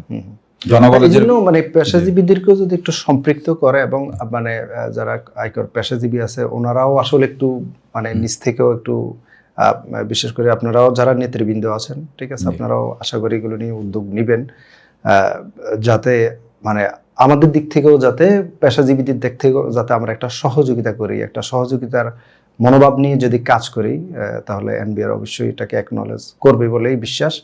এবং হচ্ছে এটা দেশের এবং হচ্ছে মানে সরকারের সবার জন্য তো জিনিসটা আলটিমেটলি উপকার হবে। না, আসলে আমি মনে করি কর পেশাজীবীদেরকে সঠিকভাবে মূল্যায়ন করতে হবে। সঠিক মূল্যায়িত হয় না। আমার মনে মুক্তিযুদ্ধের পর থেকে কর আইনজীবী যারা আছে, কর পেশাজীবী, যে কর আহরণে যে তাদের বিশাল ভূমিকা আছে, যে সঠিকভাবে মূল্যায়িত হচ্ছে না। আসলে কর আইনজীবীরা ঠিকঠাক মতো মূল্যায়িত হলে কর কর বেড়ে দাতা যাবে। যারা হ্যাঁ। ওরাও কিন্তু মূল্যায়িত হবে। এখন মূল্যায়িত হবে। ওনাদের মনে একটু ক্ষোভ আছে, ভাই আমি ট্যাক্স দিয়ে কি পাচ্ছি, হ্যাঁ, কি পাচ্ছে মানে আমাকে কি সঠিক মূল্যায়ন করা হচ্ছে কিনা। এখন আইনজীবীরাও যদি তা মনে করে জি। তাহলে তো একটু সেটা আপনার motivation- সবাইকে সম্পৃক্ত করতে হবে। হ্যাঁ হ্যাঁ, তো সঠিকভাবে মূল্যায়ন করলে সবাই সম্পৃক্ত হলে ট্যাক্স জিডিপি রেশিও আসলে অনেক অনেক বেড়ে যাবে। কালচারটা উইল বি গড়ে উঠবে। জি, গড়ে উঠবে। তো আমার- থ্যাংক ইউ জি। মানে কিছু কয় আশরাফ ভাই। আর মিজানুর রহমান দুলাল ভাই, আপনি অনেক সিনিয়র মানুষ, অভিজ্ঞ মানুষ, আপনার যদি কোনো পরামর্শ থাকে যে আসলে ট্যাক্স জিডিপি তে আমরা কিভাবে আরো ভালো করতে পারি, আপনি যদি কিছু যোগ করতে চান। আরিফ ভাই, এখানে একটা দুঃখের কথা না বললেই নয়। এনবিআর বাংলাদেশের রাজস্ব আহরণ করে। এনবিআর এর একটি মাত্র ভবন আছে। আমাদের এখন প্রায় 600 সার্কেল আছে। এই এনবিআর এ জাতীয় রাজস্ব বোর্ড, আপিল এবং ট্রাইব্যুনাল এবং একটি মাত্র সার্ভে জোন সেখানে আছে। বাকি টোটাল বিল্ডিং গুলো কিন্তু ভাড়া করা। তো অন্যান্য ডিপার্টমেন্টে যদি দেখেন, একটা রোডস অ্যান্ড হাইওয়ের ছোট্ট একটা অফিস উপজেলায়, সেখানেও তাদের একটা ডাক বাংলো থাকে। হ্যাঁ, হ্যাঁ। অফিস তো আছেই, হ্যাঁ। একটা ডাক বাংলো আছে। তো যারা রাজস্ব আহরণ করছে, সেই এনবিআর এর আমাদের যেসব অফিসার আছে তাদের জন্য কিন্তু কোনো বাড়তি সুযোগ সুবিধাও নেই। যারা মেম্বার, কমিশনার, হয়তো একটা গাড়ি ফ্যাসিলিটিস তারা সর্বোচ্চ বেশি পাচ্ছে। একদিকে এনবিআর এর এই ভবনগুলোও যদি থাকতো সেখানে, তাহলে কিন্তু এনবিআর আলারা আইনজীবীদেরও মূল্যায়ন করতে পারতো। এরা সবাই ভাড়া বাসায় থাকে, ভাড়াটিয়ার মতো এনবিআর এর বিভিন্ন কমিশনার অফিসগুলো, ডিসিটি অফিসগুলো, আপিল অথবা বিভিন্ন সার্কেলগুলো। তো জিডিপি দক্ষিণ এশিয়ার মধ্যে বাংলাদেশই সবচাইতে কম, এই 6-7 বা একটু কম বেশি হবে। আমরা আমাদের শকর করতে হয়, বাংলাদেশের গার্মেন্টস সেক্টরটা যদি না থাকতো তাহলে আমাদের জিডিপির কি অবস্থা হতো এবং বাংলাদেশের মানুষের বেকারত্বের কি অবস্থা হতো, এটা চিন্তাই করা যাচ্ছে না। সেই গার্মেন্টস সেক্টরও কিন্তু এখন পর্যন্ত যারা শ্রমিক আছে তাদেরকে প্রপার মূল্যায়ন করা হয় না। আপনি যদি একটু খোঁজ নিয়ে দেখেন, বাংলাদেশে যেসব শিল্পপতি আছে, এদের ছেলেমেয়েরা কিন্তু বাংলাদেশে লেখাপড়া করে না, বিদেশে আছে। এবং আমাদের এমডি, ডাইরেক্টর সাহেব, তাদের খোঁজ নিলে দেখবেন যে তারাও বিদেশে অবস্থান করে। তারা বাংলাদেশের কথা চিন্তা করে না। কিন্তু আমরা যে ট্যাক্স বাড়াবো, আমি আরেকটু দুঃখের কথাই বলি, আমি কিছু এমপিদের ট্যাক্স ফাইল, আমি এবার নির্বাচনী জন্য তাদের যে সাবমিট করবে, আমি সেখানে কিছু রিটার্ন দেখেছি 1-2 জনের। তা দুঃখ পেয়েছি, একজন এমপি সে দেখিয়েছে তার বাৎসরিক খরচ 3,52,000 টাকা, আর ওনার যে ড্রাইভারটা আছে তার প্রতি মাসের বেতন হলো 30,000 টাকা। এই যদি হয় আমাদের বাংলাদেশের পার্লামেন্টের একজন মেম্বারের অবস্থা, সে এমন একজন আইনজীবীকে দিয়ে রিটার্ন সাবমিট করিয়েছেন যে সে একবারও চিন্তা করে নাই যে তার মাসিক ড্রাইভারের বেতন যদি হয় 30,000 টাকা, তাহলে বাস্তবতার সাথে সমন্বয় করে তো তার পরিবারে 3টা বাচ্চা আছে, তারা ভালো ভালো স্কুলে এবং প্রাইভেট ইউনিভার্সিটিতে লেখাপড়া করে। এটা দেখার কিন্তু লোক নেই। আমরা এনবিআর এর সমস্ত লোক যারা আছে, এরা দেখে কখন, যখন সরকার পতন হয় এদেরকে জেলে দেওয়ার জন্য ব্যস্ত হয়ে যায়। তবে সরকারে আসার আগে যদি এগুলো খেয়াল করা হতো, তাহলে কিন্তু আমাদের সরকার পতনের সময় দেশের এমপি, মন্ত্রী অথবা যারা বড় পলিটিশিয়ান, তাদের পালিয়ে যাওয়া লাগতো না। তা আমি অনুরোধ করব আপনার মাধ্যমে এনবিআর কে, যে আইনজীবীদেরকে মূল্যায়ন করা হোক এবং সরকার যারা আছে, বিশেষ করে এনবিআরটাকে আরেকটু ডেভেলপ করা হোক। আমার সাধারণ সম্পাদক প্রার্থী আশরাফ হোসেন খান বলেছেন যে আমাদের আইনজীবীদের জন্য কোনো বসার ব্যবস্থা নাই এনবিআর এ। আমাদের এখানে একটা বড় স্পেস দেওয়ার কথা ছিল, এটা নিয়ে দেন দরবার চলছে। আমরা কিন্তু এখনো নতুন ভবনটা, নতুন যে ভবনটা, আসলে আইনজীবীদের কোনো বসার যেমন ব্যবস্থা নাই, ঠিক মূল্যায়নও একেবারে হাতে গোনা কয়েকজন সিনিয়র আইনজীবী ছাড়া বাকিদেরকে তেমন মূল্যায়নও করা হচ্ছে না। আমি মনে করি যে জিডিপি রেশিও যদি বাড়াতে হয়, আইনজীবীদেরও ট্রেনিং এর ব্যবস্থা করতে হবে। পাশাপাশি যে সমস্ত অফিসাররা অ্যাসেসমেন্ট করেন, তাদেরকে নিয়েও বসা খুব জরুরি। আমরা একজন কর কমিশনার হওয়ার পরে তার কিন্তু একটা ব্যক্তিত্ব যেমন বাড়ে, সে একটা জোনের প্রধান হয়ে যায়। তার কিন্তু দায়িত্ব আছে, তার জোনে যেসব সার্কেল আছে তারা কি কাজ করছে, ওই টেবিলে বসে ওনারা অর্ডার করে সার্কেলকে, এ মাসের বাজেট কত, বাজেট ফিল আপ করতে হবে, ব্যাংক অ্যাটাচমেন্ট করতে হবে, কিন্তু ব্যাংক অ্যাটাচমেন্টের আগে যদি একবারও তারা ভাবে যে করদাতার সাথে একটু যোগাযোগ করি, আইনজীবীর সাথে যোগাযোগ করি, তাহলে কিন্তু করদাতা হয়রানিটা কম হয়। আমরা তা না করে আইনজীবীদের থেকে একটা হ্যাঁ, পরামর্শ তা না নিতে করে পারে যে আমাদের তো কিছু রেভিনিউ tax টার্গেট পাবো। এত, কিভাবে আমরা কাজ করতে পারি, হ্যাঁ, ট্যাক্স পাবো কি পাবো না সেটাও দেখে না, আগে ব্যাংক অ্যাটাচমেন্ট করো। এখন রেঞ্জ অফিসার যারা আছে, কমিশনার যারা আছে, তারা ডিসিটির উপর প্রেশার করে, ডিসিটিরা পাগল হয়ে করদাতাদের প্রেশার দেয় ট্যাক্সের জন্য। তাই আমি মনে করি যে বেঞ্চ এবং বারের একটা সম্পর্ক হওয়া উচিত, আইনজীবীদেরও ট্রেনিং এর ব্যবস্থা করা উচিত, এবং যে সমস্ত স্টাফ আছে ইভেন ডিসিটি পর্যন্ত, এদেরও কিন্তু আমার মনে হয় যে ট্যাক্স আহরণের বিষয়ে জিপিডি বাড়ানোর বিষয়ে আলোচনা এবং ট্রেনিং হওয়া দরকার। Thank you. আর ট্যাক্সের যে ক্ষেত্র সরকার কিন্তু বাড়ানোর চেষ্টা করেছে, জোন বাড়াচ্ছে, উপজেলা পর্যায়ে অফিস নেওয়ার চেষ্টা করছে। কিন্তু এখানে তদারকির সুব্যবস্থা নাই। একজন করদাতা একটা 5 তলা বাড়ি কিভাবে করলো, এটা কিন্তু ইন্সপেক্টরের দেখা উচিত। আমি মনে করি সারা বাংলাদেশের উপজেলাগুলোতে এক একটা উপজেলায় 4 থেকে 500 3 তলা 5 তলা বাড়ি আছে, কিন্তু এটা দেখার মতো এখনো কোনো লোক দেখতে পাই না কর ডিপার্টমেন্ট থেকে। এবং আমার এলাকার আমি শুনেছি পিরোজপুরে আমার 2 জন পিয়ন আছেন, তারা অর্ধেক মামলায় তারা করেন। এটা খুব দুঃখজনক। জিডিপি বাড়াতে হলে এগুলোকে বাদ দিতে এই হবে, প্র্যাকটিস বাদ দিতে হবে, আইনজীবী নিয়োগ দিতে হবে। আমাদের এনবিআর চেয়ারম্যান সাহেব আব্দুর রহমান স্যার, উনি কিন্তু গত বছর প্রায় 15,000 নতুন আইনজীবী তাদেরকে সুযোগ দিয়েছে, এবং আমরা এই বছরের জন্য আবার এখন 13,000 মানে আগের বার ছিল 7 বছরের ডিফারেন্স, 7 বছর পরে পরীক্ষাটা হলো, আর এইবার হচ্ছে গিয়ে আমি প্রতি বছর নিতে চাই। আমি যখন 18তে একাডেমির যে প্রোগ্রামটা হয়েছিল, আমি 18তে যখন বারের সেক্রেটারি ছিলাম, আমার হাতেই কিন্তু 7,000 আইনজীবীদের পদায়ন হয়েছিল, তারা বারের মেম্বার হয়েছিল। এবছর প্রায় 13,400 যারা আইনজীবী হয়েছেন।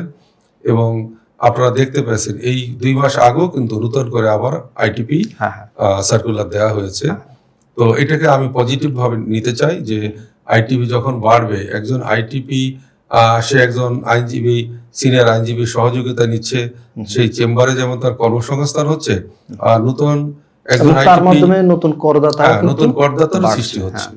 তা আমি মনে করি যে যদি আইনজীবী পেশায় যারা আছে এবং বেঞ্চে যারা আছে, এদের সমন্বয় বাড়াতে হবে, এবং বার বেঞ্চটা যদি মাঝে মাঝে ট্রেনিং এর ব্যবস্থা করা হয়, তাহলে কিভাবে করদাতা বাড়ানো যায়, ট্যাক্স কিভাবে, রাজস্ব কিভাবে বাড়ানো যায়, এই দিকটা আশা করি দ্রুত একটা লেভেলে চলে যাবে। তবে এখন কিন্তু আমরা ভালো পজিশনে আছি, আস্তে আস্তে এটা আরো ভালোভাবে গ্রো করবে আশা করতেছি।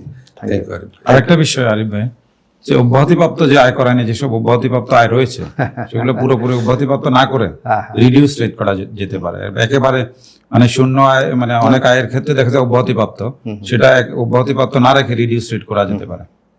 এটা একটা ভালো প্রস্তাব, কারণ এটা কিন্তু ইন এ সেন্স ডিমোটিভেটেড করা, মানে অ্যাকচুয়ালি ট্যাক্সের বাইরে কোনো কিছু থাকা উচিত না।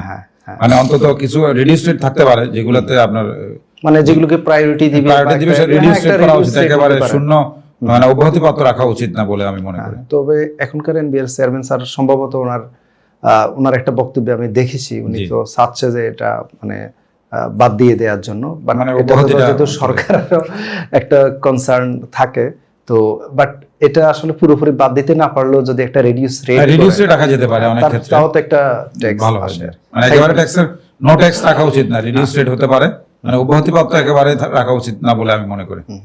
তো আমরা এখন ঢাকা ট্যাক্সেস বার অ্যাসোসিয়েশনের যে আপকামিং ইলেকশন, এটা নিয়ে একটু কথা বলবো।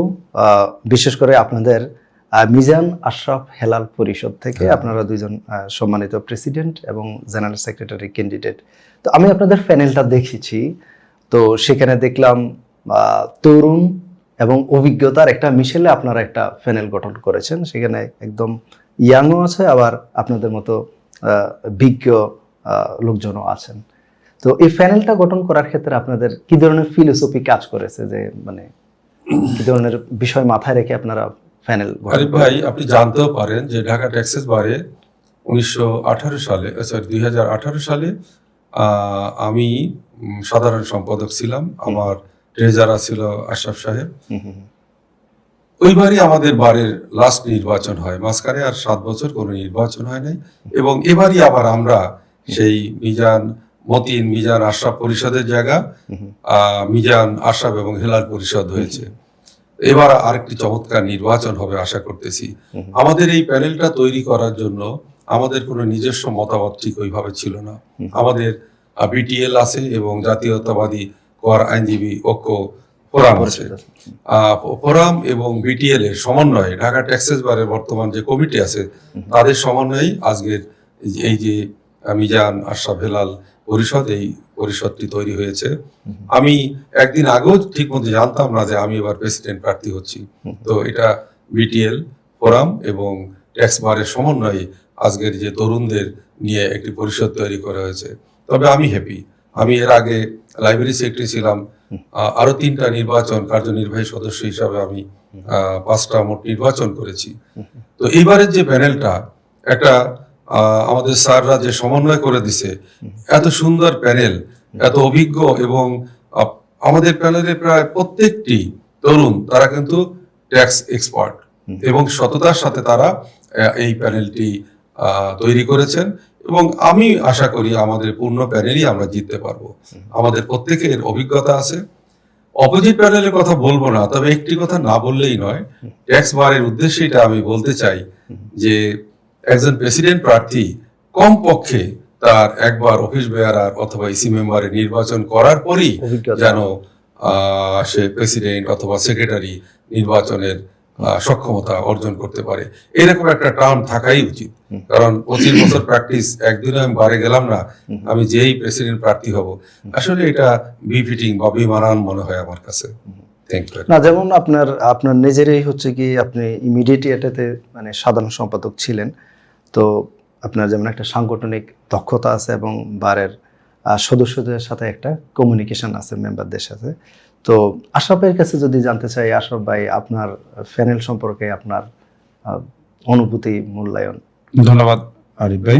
আপনি তো আগে মানে আমি ট্রেজারার ছিলাম 18-19 সালে।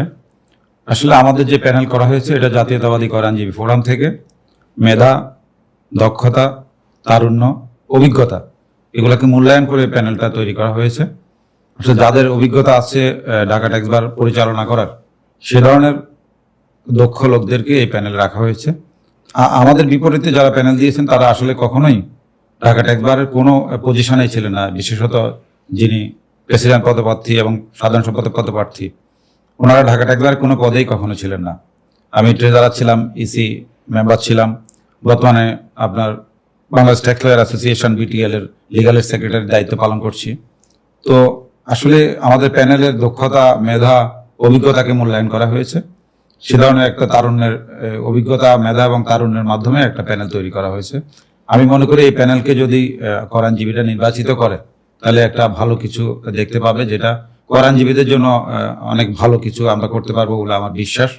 এবং সেই বিশ্বাস নিয়ে আমরা কর আইনজীবীদের কাছে ভোট চাচ্ছি বা তাদের সহযোগিতা, তাদের দোয়া, মূল্যবান ভোট প্রার্থনা করছি। তারা যাতে এই মেধা, অভিজ্ঞতা এবং দক্ষতাকে মূল্যায়ন করে। যারা এই ঢাকা ট্যাক্স বার অ্যাসোসিয়েশন পরিচালনা অতীতে করেছে এবং ভবিষ্যতে পরিচালনা করার মতো যোগ্যতা রাখে, সে ধরনের যোগ্যতম প্রার্থীকে কর আইনজীবীরা নির্বাচিত করবে বলে আমার দৃঢ় বিশ্বাস। তবে আমার প্যানেল থেকে আমার ইচ্ছা যে আমরা যদি নির্বাচিত হই এবং 1 বছর সময়ের মধ্যে না করতে পারলে পরবর্তীতেও আমরা এটা চলমান রাখবো। বিশেষত যে 3টা বিষয়কে আমি গতকাল রাতে ফেসবুকে লিখেছি যে আমি কর আইনজীবীদের জন্য যে আমাদের যে প্রচেষ্টাগুলো থাকবে, বিশেষত 1 নম্বরে বলছি প্রশিক্ষণ, ওয়ার্কশপ, সেমিনার, সিম্পোজিয়ামের ব্যবস্থা করা। তারপরে আপনার ঢাকা ট্যাক্স বারের জন্য ডিটিবিএ ভবন প্রতিষ্ঠা করা, যেটা আসলে 1 বছর হয়তো পুরোপুরি সম্ভব হবে না, শুরু করে যাব। এছাড়া সমগ্র বাংলাদেশের কর আইনজীবীদের জন্য যেটা আপনার বাংলাদেশ বার কাউন্সিল আছে আইনজীবীদের জন্য, সেরকম বাংলাদেশ বার কাউন্সিলের মতো বাংলাদেশ ট্যাক্স কাউন্সিল গঠন করার জন্য আমরা উদ্যোগ নেব। এই কাজগুলো করার আমাদের প্যানেলের এবং আমাদের সিনিয়রদেরও খুব ইচ্ছা। আমরা চাই আসলে আমরা আমাদের এই পেশায়, আপনারা জানেন আমরা কেমন করেছি, কিন্তু আমরা চাই কর আইনজীবীদের জন্য কিছু করতে এবং দেশের সাথে সাথে দেশের জন্য কিছু করতে। তাহলে এই সুযোগ আমরা যদি সুযোগ পাই তাহলে কোরআনজীবী এবং দেশের জন্য আমরা ভালো কিছু করে যেতে পারবো বলে আমার বিশ্বাস। আচ্ছা, আমরাও সেটাই আশা করি। তো আমি মিজানুর রহমান দুলাল ভাইয়ের কাছে যাচ্ছি আরেকবার, যে আপনাদের তো মানে আপনাদের ভিশনটা কি করতে চাচ্ছেন আসলে, মানে আমরা যদি প্যানেল আপনারা বিজয়ী যদি হই, নির্বাচিত হন, আপনারা এক নম্বর হচ্ছে ট্যাক্স কালচারের জন্য আপনাদের মানে কি করতে চান, আপনারা বারের মেম্বারদের জন্য মানে কি বেনিফিট পাবে, আপনি যেহেতু আগেও দায়িত্ব পালন করেছেন, আপনার অবশ্যই অভিজ্ঞতা আছে, তো আপনাদের ভিশনটা, আপনাদের লক্ষ্য উদ্দেশ্যটা যদি আমি আরেকবার একটু মানে আমি প্রথমেই বলেছি, আমাদের যখন নমিনেট করা হয় তখন আমাদের বারের একাধিক সিনিয়র আছেন, অত্যন্ত চৌকস অভিজ্ঞ আমাদের বিটিএল এর প্রেসিডেন্ট রমিজউদ্দিন স্যার, বার কাউন্সিলের একজন সদস্য আব্দুল মতিন স্যার, এরা আমাদের মুরব্বী, এরাই আমাদেরকে গাইড করতেছে এবং তাদের নেতৃত্বেই কিন্তু আমাদের এই প্যানেলটি তৈরি হয়েছে।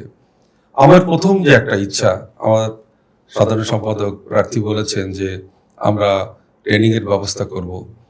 আমরা কিন্তু যখন 18-19-এ আমরা যখন প্রেসিডেন্ট সেক্রেটারি এবং ট্রেজারার ছিলাম, আমরা কিন্তু একসঙ্গে 10 দিন ব্যাপী ট্রেনিং করিয়েছি। তো এইবারে আমরা ট্রেনিংটা কন্টিনিউ করবে, একটা বছরে কমপক্ষে আমরা ধরেছি যে 20টা ট্রেনিং হবে।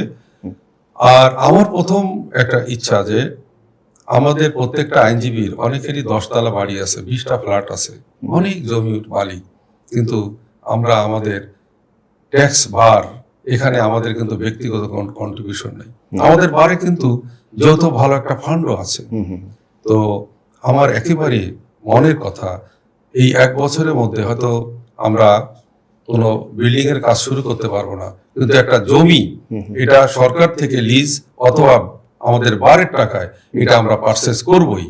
আমার অনেক দিনের শখ যে একটা বিল্ডিং হবে, এই বিল্ডিং এ প্রেসিডেন্ট, সেক্রেটারি এবং আমাদের সদস্যদের বসার যেমন ব্যবস্থা থাকবে, সেখানে একটি মসজিদের ব্যবস্থা থাকবে এবং একটা ক্রীড়া, বিশেষ করে ওখানে সিনিয়ররা যাতে দাবা খেলতে পারে অথবা ক্যারাম খেলতে পারে, হ্যাঁ টেবিল টেনিস খেলতে পারে, এই ভীষণটা আমার সবচেয়ে আমি বেশি কাজে লাগাবো। আমি যদি নির্বাচিত হতে পারি, আমার টার্গেটই থাকবে যে প্রথম একটি ট্যাক্সেস বারের ভবনের জন্য এটা আমাদের প্রধানমন্ত্রী জনাব তারেক রহমানের সাহায্য চাইবো।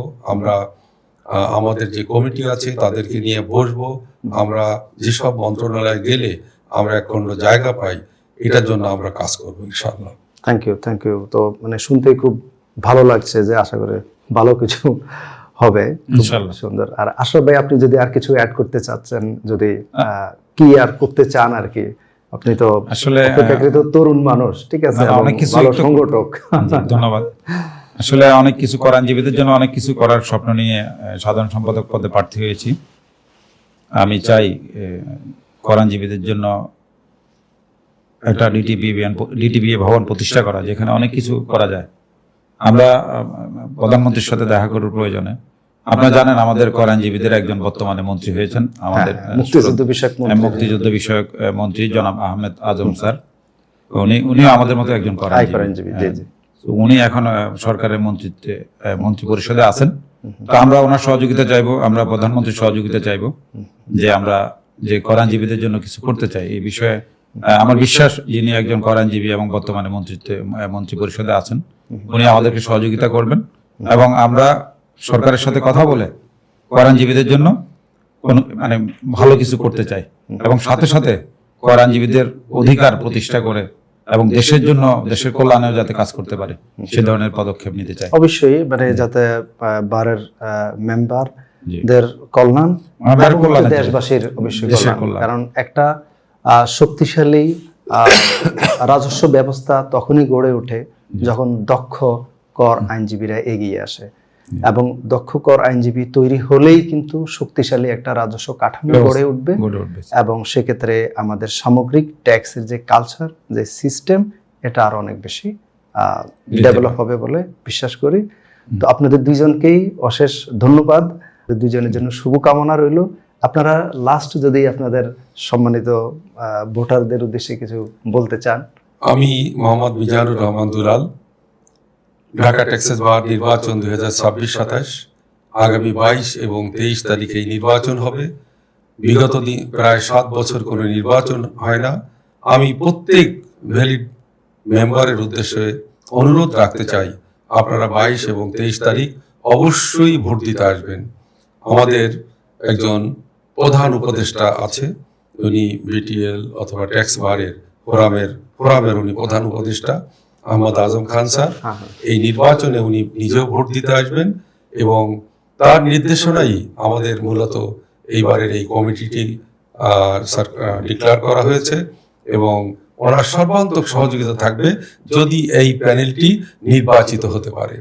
তো আমাদের পাস্ট যে রেকর্ড বা যে অভিজ্ঞতা আছে, আশা করি ভোটাররা আমাদেরকে ভোট দিবেন, আমাদেরকে জয়যুক্ত করবেন এবং সফলতার সাথে একটু সুন্দর পরিবেশে এই নির্বাচনটি হবে, এটা আমি আশা করছি।